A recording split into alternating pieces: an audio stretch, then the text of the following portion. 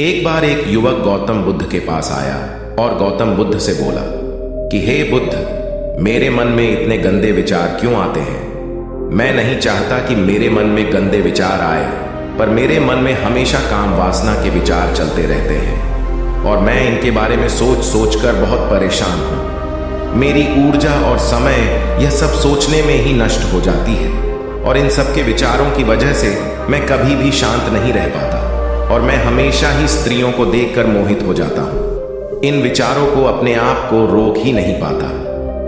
बुद्ध मुस्कुराए और उन्होंने उस युवक से पूछा, क्या तुम्हें पता है यह काम वासना होती क्या है? फिर लड़के ने उत्तर दिया और कहा, बुद्ध, मैं यह तो नहीं जानता कि काम वासना होती क्या है, पर हां, ये जो भी है बहुत बुरी चीज है। फिर बुद्ध ने उस युवक से कहा कि सबसे पहले तो तुम्हें यह समझना है कि प्राकृतिक रूप से जो भी चीज हमारे अंदर है वह बुरी नहीं है। हमारे जीवन में उसकी कुछ ना कुछ जरूरत है। वासना कोई बुरी बात नहीं है। यह तो हमारे मन की एक भावना है जो हमें किसी ना किसी चीज की कमी का एहसास करवाती है और फिर हम उस चीज को पाने के लिए उस चीज की तरफ आकर्षित हो जाते हैं। जैसे अगर तुम्हारे पास धन की कमी है तो तुम में धन पाने की वासना उत्पन्न हो जाएगी। तो वासना कुछ और नहीं, बस एक प्रकार की कमी है जो कि एक प्रकार की जरूरत का एहसास है। और जब यह जरूरत शारीरिक हो तो हम इसे काम वासना का नाम देते हैं। युवक ने गौतम बुद्ध को कहा कि बुद्ध, मुझे काम वासना का मतलब तो समझ में आ गया, पर आप मुझे यह बताइए कि यह आती कहां से है और कैसे आती है। गौतम बुद्ध ने कहा कि काम वासना कहीं से आती नहीं है, यह तो हमारे अंदर ही होती है और इसका होना तो जरूरी भी है, तभी तो मानव जाति का विस्तार होगा। युवक ने कहा, जब यह हमारे अंदर ही है और जरूरी भी है तो फिर लोग इसे गलत क्यों बोलते हैं? बुद्ध ने कहा कि यही तो समस्या है। लोगों ने काम वासना को गलत तरीके से सोच लिया है। इसे छिपाने की, दबाने की कोशिश करते हैं। काम वासना गलत नहीं है, बल्कि काम वासना का गलत तरीके से प्रयोग करना गलत बात है। लोग जिससे प्रेम करते हैं बस उसी के लिए जीने लग जाते हैं, उसे पाना ही अपना लक्ष्य बना लेते हैं और उसी के बारे में हमेशा सोचते रहते हैं, पर यह सब गलत है। बुद्ध ने युवक से कहा, क्या तुम्हें पता है जानवरों में भी काम वासना होती है? युवक ने उत्तर दिया, हाँ बुद्ध, जानवरों में भी काम वासना होती है, क्योंकि जानवर भी तो आखिर अपनी पीढ़ी को आगे बढ़ाएंगे। बुद्ध ने कहा, तो फिर हम जानवरों की काम वासना को गलत क्यों नहीं कहते? युवक ने कहा, मुझे नहीं पता महात्मा, आप ही मुझे बताइए। गौतम बुद्ध ने कहा कि जानवर अपनी काम वासना का प्रयोग आनंद प्राप्ति के लिए नहीं करते, वह तो सिर्फ संतान उत्पन्न करने के लिए ही काम वासना का उपयोग करते हैं। जानवरों को प्रकृति ने इतनी समझ नहीं दी कि वह काम वासना को अपने सुख का आधार बना सके, जबकि मनुष्य अपनी समझ के बलबूते पर प्रकृति में पाई जाने वाली प्रत्येक वस्तु को अपने सुख के लिए प्रयोग करता है। हम इंसानों ने ही काम वासना को अपने सुख का साधन बना लिया है, जबकि प्रकृति ने तो हमें अपने वंश को आगे बढ़ाने के लिए दिया था, लेकिन इंसानों ने इसे अपने जीवन का परम लक्ष्य बना रखा है और इस तरह से काम वासना का भी लगाम हो जाना गलत है। युवक ने पूछा, महात्मा जी, ये काम वासना हम पर हावी क्यों होती है? तब गौतम बुद्ध ने कहा कि सुनो, अब जो मैं तुम्हें बताऊंगा उसे तुम ध्यानपूर्वक सुनना। काम वासना का सारा खेल तुम्हें समझ आ जाएगा, तुम्हें तुम्हारे सारे सवालों का जवाब मिल जाएगा। बस तुम्हें ध्यान से सुनकर समझना है। एक बार की बात है, एक आश्रम में गुरु और उनके शिष्य रहा करते थे, जो रोजाना आश्रम के बाहर स्थित गांव में भिक्षा लेने के लिए जाते थे। उस आश्रम का एक शिष्य जिस गांव में भिक्षा लेने जाता था, उस रास्ते में एक नदी पड़ती थी। एक दिन उसने देखा कि एक लड़का पेड़ के पीछे छिपा है। वह उस लड़के के पास गया और उससे जाकर बोला, भाई, तुम इस पेड़ के पीछे छिपकर क्या देख रहे हो? लड़के ने कहा, अरे तुझे नहीं दिख रहा कि मैं क्या देख रहा हूं? तब शिष्य ने नदी की तरफ देखा तो वहां पर कुछ लड़कियां पानी भर रही थी। वो लड़कियां 14-15 साल की होंगी। तब उसने उस लड़के से कहा, अरे भाई, वहां पर तो लड़कियां पानी भर रही है, इसमें छिप कर देखने वाली क्या बात है?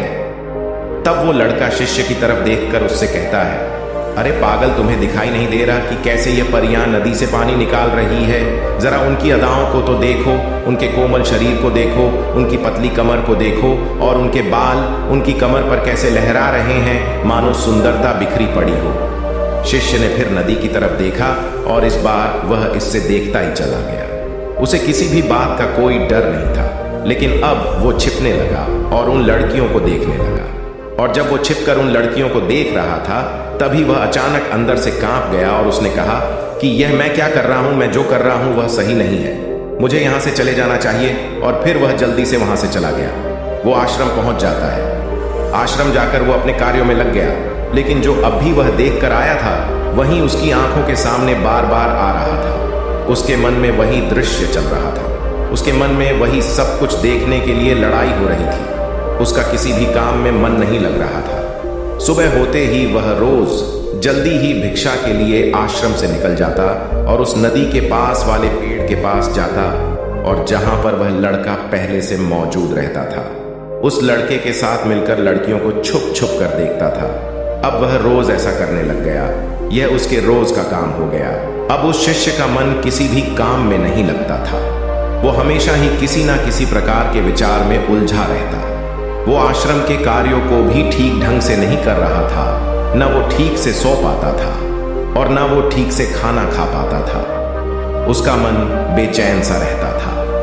उसका मन बार बार उन लड़कियों के सौंदर्य को देखने के लिए तरसता था। जब गुरु शिक्षा देते तब भी उसका मन कहीं और विचारों में खोया रहता था। गुरु ने अपने शिष्य की इन हरकतों को जान लिया था। तब एक दिन गुरु ने शिष्य को अपने पास बुलाया और कहा कि आज से मैं भी तुम्हारे साथ भिक्षा मांगने चलूंगा। तुम और मैं साथ साथ भिक्षा मांगने चलेंगे। तभी शिष्य गुरु को मना करते हुए बोला, नहीं गुरुदेव, आप परेशान क्यों हो रहे हो? मैं अकेला ही ठीक से भिक्षा मांग सकता हूं। गुरु ने शिष्य से कहा कि ठीक है, तुम अकेले ही भिक्षा मांगने जाओ। शिष्य तुरंत वहां से भिक्षा मांगने के लिए निकल गया। उसके जाने के बाद गुरु भी आश्रम से निकल गए और शिष्य का पीछा करने लगे कि वो कहा जाता है, किससे मिलता है। यह सब देखने के लिए उसके पीछे पीछे चलने लगे। थोड़ी दूर जाने के बाद गुरु ने देखा कि उनका शिष्य एक लड़के के साथ एक पेड़ के पीछे अपराधी की तरह छिपा हुआ है और छिपकर कुछ देख रहा था। गुरु भी अपने शिष्य के पीछे जाकर खड़े हो गए कि आखिर उनका शिष्य क्या देख रहा है, जिसे देखने के लिए वो पेड़ के पीछे अपराधियों की तरह छिपा पड़ा है। गुरु ने देखा कि उनका शिष्य पेड़ के पीछे छुपकर लड़कियों को देख रहा था जो कि नदी से पानी भर रही थी। तभी गुरु ने शिष्य को कहा कि तुम क्या देख रहे हो? अपने गुरु की आवाज सुनकर वह शिष्य घबरा गया और उसके पसीने छूटने लगे। वह थर थर कांपने लगा, जैसे किसी चोर को चोरी करते समय रंगे हाथों पकड़ लिया। उसकी हालत खराब हो गई। वो कुछ भी नहीं बोल रहा था। उसके मुंह से कुछ टूटे फूटे शब्द भी बाहर निकल रहे थे। वो अपने गुरु से नजर भी नहीं मिला पा रहा था। गुरु ने शिष्य की तरफ देखा और कहा कि मेरा शिष्य तो निडर था, उसे तो किसी भी चीज का डर नहीं था, लेकिन यह क्या, तुम तो डर के मारे कांप रहे हो। शिष्य ने गुरु से कहा कि मुझे माफ कर दो गुरुदेव, मेरा इसमें कोई दोष नहीं है। उस लड़के ने मुझे बहका दिया था, लेकिन आपसे मैं वादा करता हूं कि आज के बाद मैं ऐसा कभी दोबारा नहीं करूंगा। मुझे माफ कर दो गुरुदेव। गुरु ने शिष्य से कहा कि कोई बात नहीं, पर इस बात का तुम ध्यान रखना कि हम जैसी संगति करते हैं वैसा ही फल हमें प्राप्त होता है। उसके विचार हमारे अंदर प्रवेश करते हैं, इसीलिए अच्छी संगति करो जिससे तुम्हारे अंदर अच्छे विचारों का प्रवेश हो। फिर गुरु और शिष्य आश्रम लौट आए और फिर से आश्रम के कार्यों पर ध्यान देने लगे। उसने उस रास्ते को छोड़ दिया और दूसरे रास्ते से जाने लगा। वो अपने काम को ध्यान से करता, लेकिन धीरे धीरे उसके अंदर क्रोध उत्पन्न हो गया और फिर वो दूसरों पर क्रोध करने लगा और बेचैन रहने लग गया। अब वो सही समय पर भोजन भी नहीं करता था। वो भोजन भी बहुत कम खाता था। एक रात गुरु शिष्य के पास आए और उसे बोले कि अब तक तुमने कितनी बार अपना वादा तोड़ दिया। यह सुनकर शिष्य अपने गुरु के चरणों में गिर गया और रोने लगा। रोते रोते ही उसने गुरु से कहा कि गुरुदेव, मैं कई बार अपना वादा तोड़ चुका हूं, फिर वादा कर लेता हूं, लेकिन हर बार मैं वादा तोड़ देता हूं। मेरा मन मेरे नियंत्रण में है ही नहीं। मैं बहुत कोशिश करता हूं कि मैं अपने मन से सारे बुरे विचारों को निकाल डालूं, लेकिन मैं चाहकर भी ऐसा नहीं कर पा रहा हूं। फिर गुरु ने शिष्य को कहा कि चलो मेरे साथ। गुरु शिष्य को आश्रम के बगीचे में लेकर गए और शिष्य से कहा कि देखो, यहां पर कुछ नालियां बनी हुई है जिससे नदी का पानी इन पौधों तक आ रहा है और यह पानी एक निरंतर भाव से बह रहा है। क्या तुम इस पानी के बहाव को रोक सकते हो? शिष्य ने कहा कि हाँ गुरुदेव, मैं इस बहाव को रोक सकता हूँ। फिर शिष्य ने मिट्टी उठाकर उस नाली में डाल दी। वो पानी थोड़ी देर के लिए रुक गया और फिर थोड़ी देर बाद उस मिट्टी के ऊपर से पानी बह गया। गुरु ने शिष्य से कहा, अरे ये क्या, ये तो पानी रुका ही नहीं। फिर शिष्य ने कुछ कंकड़ पत्थर उठाकर उस नाली में डाल दिए और फिर थोड़ी देर के लिए पानी रुक गया। लेकिन फिर थोड़ी देर बाद ही उन कंकड़ पत्थर के ऊपर से पानी निकल आया। फिर गुरु ने कहा कि यह क्या हुआ, पानी तो फिर से बह गया। तुम तो बोल रहे थे कि तुम इसे रोक दोगे। क्या हम किसी काम को रोकना चाहे तो क्या हम उसे रोक नहीं सकते? तब शिष्य ने कहा, कोई बात नहीं गुरुदेव, मैं इस पानी को तो आपको रोक के दिखाऊंगा। वह फिर से एक बड़ा सा पत्थर लेकर आया और उसे नाली पर डाल दिया और पानी रुक गया। तब गुरु से कहा कि देखा गुरुदेव, मैंने कहा था ना कि पानी को मैं रोक दूंगा। मैंने पानी को रोक दिखाया, आपकी बात मैंने पूरी कर दी। गुरु मुस्कुराए और बोले, अच्छा जरा ध्यान से देखो, पानी रुक गया। क्या वो तो पीछे की नाली तोड़कर बाहर आ गया और अगल बगल से बह रहा है? और ध्यान से देखो, इस पत्थर को आगे भी आ गया और ये पानी अपना रास्ता बदल कर फिर से आगे की तरफ बह जाएगा।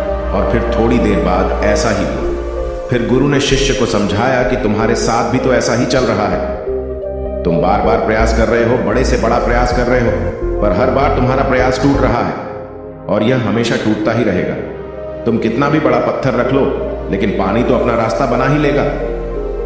यह सब देखकर गुरु से कहा कि हे गुरुदेव, क्या कोई तरीका नहीं है जिससे मैं गंदे विचारों से बाहर निकल सकूं और यह मेरे मन में आए ही नहीं? गुरु शिष्य को एक नदी के पास ले गए जहां से उस बगीचे में पानी आ रहा था। गुरु ने शिष्य से कहा, वो पानी इसी नदी से जा रहा है। अगर हम यहीं से उस रास्ते को बंद कर दें जहां से पानी बगीचे में जा रहा है, अब क्या हम पानी को रोक नहीं सकते? शिष्य ने कहा कि हाँ गुरुदेव, अवश्य ऐसा हो सकता है। मैं इस पानी को यहीं से बंद कर देता हूं, तब आगे की नाली में पानी जाएगा ही नहीं और फिर बगीचे में पानी जाएगा ही नहीं। फिर से नदी से जाने वाले रास्ते को बहुत मेहनत करके पत्थर और मिट्टी डाल डालकर बंद कर दिया और गुरु से कहा कि गुरुदेव, मैंने पानी को बंद कर दिया है, अब यह पानी बगीचे में जाएगा ही नहीं। तब गुरु ने कहा कि अगर पानी बगीचे में नहीं जाएगा तो पेड़ पौधों को पानी कहां से मिलेगा? उन पेड़ पौधों को तो पानी की आवश्यकता है और उन पेड़ पौधों में कुछ पेड़ पौधे तो ऐसे हैं जिनको रोज पानी की आवश्यकता है। वह तो मुरझाकर मर ही जाएंगे, उनका क्या होगा? पानी तो हमें खोलना ही होगा। शिष्य ने गुरु की बात सुनकर वापस नदी से जाने वाले पानी का रास्ता खोल दिया। तब गुरु ने शिष्य से पूछा कि अगर हम इस नदी के पूरे पानी को बगीचे की तरफ मोड़ दें तो क्या होगा? तब शिष्य ने जवाब दिया कि गुरुदेव, वहां पर जितने भी पेड़ पौधे हैं वो गलकर नष्ट हो जाएंगे, वहां पर कुछ नहीं बचेगा। फिर गुरु मुस्कुराए और बोले, तुम इस बात को समझो कि हमें किसी भी चीज को रोकना नहीं है, बस हमें हमेशा संतुलन बनाए रखना है। कम पानी से भी पौधे नष्ट होते हैं और ज्यादा पानी से भी पौधे नष्ट होते हैं। हमारा जीवन संतुलन से ही चलता है। गुरु ने शिष्य से कहा कि अगर मैं तुम्हें कहूं कि तुम आम के बारे में मत सोचो तो तुम्हारे मन में सबसे पहले किसका चित्र आएगा? शिष्य ने कहा कि गुरुदेव, मेरे मन में तो पहला चित्र आम का ही आएगा। गुरु ने कहा कि जब हम गंदे विचारों को जबरदस्ती रोकने का प्रयास करते हैं तो वह और मजबूती के साथ हमारे अंदर प्रवेश करते हैं और ज्यादा हमारे अंदर उठते हैं। इसीलिए हमें उन्हें कभी भी दबाने की कोशिश नहीं करनी चाहिए। फिर गुरु ने शिष्य को जाते हुए कहा कि हमारे गंदे विचार बुरे लोगों की संगति करने की वजह से भी आते हैं। कई बार क्या होता है कि कामुकता हमारे अंदर होती नहीं है, लेकिन कुछ अश्लील लोगों के साथ रहने की वजह से यह हमारे अंदर हावी हो जाती है। फिर शिष्य ने कहा कि गुरुदेव, आप सही कह रहे हैं, मैं अपने मार्ग से भटक गया था। फिर वो शिष्य उस रात बहुत ही चैन की नींद सोया। सुबह अपने कार्यों को पूरे मन से किया और फिर सुबह वो भिक्षा लेने के लिए उसी रास्ते से गया जहां वह लड़का आज भी पेड़ के पीछे छुपकर उन लड़कियों को देख रहा था। वो शिष्य नदी पर गया जहां वह लड़कियां पानी भर रही थीं। उसने उन लड़कियों से पानी मांगा। उन लड़कियों में से एक लड़की ने उसे पानी पिलाया और उस सन्यासी शिष्य के चरण छुए। शिष्य ने उसे आशीर्वाद दिया कि तुम्हारा कल्याण हो। उसका मन सकारात्मक ऊर्जा से भर गया। उसके चेहरे पर मुस्कान आ गई थी, जैसे कि उसे कुछ खोया हुआ वापस मिल गया हो। वह वापस अपने रास्ते से जाने लगा। तभी पीछे से वह लड़का आ गया जो पेड़ के पीछे छुपा हुआ था। वह शिष्य के पास आया और बोला कि क्या बात है, आज तो तुमने नजदीक से दर्शन कर लिए, तुम तो मुझसे भी आगे निकले। तब शिष्य ने कहा कि हम हमेशा दूसरे के दर्शन करने में ही व्यस्त रहते हैं, अपने दर्शन कर ही नहीं पाते। तुम कब तक इस पेड़ के पीछे छुपते रहोगे? किसी को पसंद करते हो तो उससे बोल दो, अगर वो भी तुम्हें पसंद करती है, और शादी कर लो। पर उससे पहले तुम कुछ बन जाओ तथा अपने आप को पहचान लो। ऐसे अपना समय बर्बाद मत करो। फिर वह लड़का रोज उससे मिलने लगा और उस लड़के ने नदी पर जाना छोड़ दिया। और फिर वो लड़का अपने जीवन में कुछ बनने के लिए संघर्ष करने लगा। तो तुमने देखा संगति का असर क्या होता है। अपनी संगति बदलो, अपने विचार बदलो। बुद्ध ने युवक से पूछा कि क्या तुम्हें तुम्हारे सारे सवालों का जवाब मिल गया? तब युवक ने कहा कि हाँ महात्मा जी, आपका बहुत बहुत धन्यवाद। तब गौतम बुद्ध ने युवक से कहा कि जब तुम्हारे मन में गंदे विचार आए तब आप अपने आप को दोषी मत मानो। यह शरीर है और यह सब इसमें हजारों वर्षों से सीखा है। यह केवल तुम्हारे सोच लेने से, शपथ लेने से यह टूटने वाला नहीं है, लेकिन तुम्हारे पास वो शक्ति है और वो ऊर्जा है जिसका तुम्हें संतुलन बनाए रखने के लिए उपयोग करना है। तुम एक जीवित ऊर्जा हो जो कुछ भी अनुभव करने के लिए स्वतंत्र हो, जो कुछ निर्माण करने के लिए स्वतंत्र हैं। इसीलिए तुम अपने आप को पहचानो। दोस्तों, आपको यह कहानी कैसी लगी हमें कमेंट करके जरूर बताना, और ऐसी ही और कहानियों के लिए सब्सक्राइब का बटन जरूर से दबा देना।